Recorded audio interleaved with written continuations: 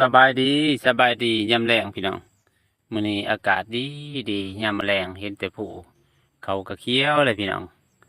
อากาศสิมาตอบคอมเมนต์ทาง F4 เพิ่นถามเข้ามานะพี่น้องเนาะอยากให้พี่น้องมาเบิ่งอันนี้พี่น้องมาเบิ่งนํกันว่าต้นหยังพี่น้องอันนี้มันพวกเราคนว่าต้นง่วงสุ่มพี่น้องแต่มันก็เอิ้นต่างกัน อันนี้มันคือต้นกระแดงพี่น้องต้นกระแดงก็คือต้นง่วงสุ่มที่ว่าเอิ้นบางถิ่นแล้วก็บางบ่อนที่ว่ามันเอิ้นบ่คือกัน อันนี้คือลำต้นของเพิ่นพี่น้องอันนี้ให้พี่น้องเอาขุดเอาหากของเพิ่นได้พี่น้องเด้ออันนี้เอามาต้มแก้โรคเบาหวานพี่น้องโรคเบาหวานแล้วก็บำรุงหัวใจผิวถือว่าเพิ่นช่วยได้พี่น้องอันนี้คือต้นกระแดงหากกระแดงพี่น้องเวลาพี่น้องเอากะเอาหากเพิ่นไปต้มเอาซ้ำกำมือหนึ่งไปต้มใส่น้ำประมาณลิตรครึ่งพี่น้องต้มให้เดือดแล้วก็ให้เอามาอุ่นให้มันอุ่นแล้วก็เอามากินพี่น้องอันนี้แก้โรคน้องในนำเด้อพี่น้องเด้อผู้ใดเป็นโรคน้องในพังไว้เด้อพี่น้องเด้อหรือว่ากดแส่ไว้เพื่อว่า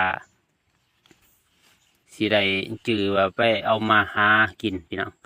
เพราะว่าไปขุดเอาบ่เป้ก็ออกมาบอกให้พี่น้องครับผู้น้ำกันที่ว่าอันยาตัวนี้มันเป็นยาวัฒนะที่ว่ามันอยู่ไกลโตพี่น้องอยู่ไกลโตเสียเหลือเกินอยู่ตามหัวตามสวนตามไห่ตามนาถือว่ามีเบิดต้นกระแดงและบางท้องถิ่นกะสิเอิ้นบ่คือกันพี่น้องอันนี้แก่โรคน้องในเด้อพี่น้องเด้อให้เอาหากเพิ่นมาต้มกำมือหนึ่งให้ได้น้ำประมาณลิตรครึ่งต้มให้มันเดือดแล้วก็มันอุ่นๆแล้วก็เอามากินพี่น้องกินทุกวันอาการสิหายไปเรื่อยๆพี่น้องบ่แม่นสิว่ากินทีเดียวแล้วหายเลยเฮาก็ต้องคอยกินไปเรื่อยๆพี่น้องอันนี้คือต้นกระแดงจื้อไว้เด้อพี่น้องเด้อให้พี่น้องกดแส่ไว้เด้อพี่น้องเด้อหรือว่าแส่แบ่งปันให้พี่ให้น้องเพิ่นรับรู้ร่วมกันอันนี้มันอาจสิบอกใหม่อันนี้มันแก่หัวใจผิวโรคน้องในแล้วก็เบาหวานพี่น้องอันนี้ถือว่าเพิ่นรักษาได้ดีพี่น้องอากาศยามแล้งพี่น้องก็เลยทางFCเพิ่นก็ขอมาถือว่าอยากรู้ว่าโรคเบาหวานมันมีหยังแหน่พี่น้องแต่ว่ามันมีอันนี้บ่งบอกโดยเฉพาะที่ว่า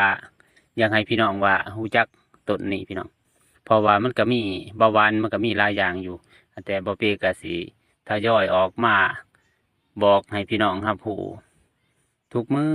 พี่น้องฝากติดตามเด้อพี่น้องเด้อสิได้รับความรู้นำเบาเปไปนำกันพี่น้อง